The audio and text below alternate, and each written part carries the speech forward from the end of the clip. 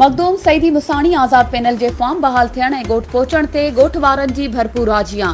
मखदूम सईदी मुसाणी जे आज़ाद panel जा उम्मीदवार chairman पीर Mahmud Pirzada, wise chairman Ghazala Mahmud, ज़िले काउंसिल उम्मीदवार अमीर अली कलहोड़ो, वार्ड 1 ज़ाहिदा पीरज़ादा जा फॉर्म बहाल थिया ऐं नवगोठ यूनियन काउंसिल में अचण ते चेयरमैन पीर महमूद पीरज़ादा ऐं ज़िले काउंसिल उम्मीदवार अमीर अली कलहोड़ो दरगाह जे गादी नशीन गुलाब पीरज़ादा, सहाफ़ी नज़ीर हुसैन सुरगाणी, नौजवान इतिहाद मेंबर सारंग पीरज़ादा ऐं ॿियनि गुल निछावर कया ऐं उम्मीदवारनि जे हक़ में नारेबाज़ी कई ऐं दरगाह मखदूम सईदी मुसाणी ते हाज़िरी भरी, जिते दरगाह जे फ़क़ीर ख़ालिद हुसैन लाखेर आजियां कई। ज़िले काउंसिल उम्मीदवार अमीर अली कलहोड़ो CN न्यूज़ सां ॻाल्हाईंदे चयो त हू शुक्रगुज़ार आहे पीरज़ादा, चांडिया, सोलंगी, कलहोड़ा, लाखेर, शेख सुरगाणी ऐं ॿियनि बिरादरियुनि जो जिन आजियां कई ऐं वधीक ॻाल्हाईंदे चयो त मां न वॾेरो न ई जागीरदार आहियां ऐं कामयाब थियण ते अवाम जी भरपूर ख़िदमत कंदसि।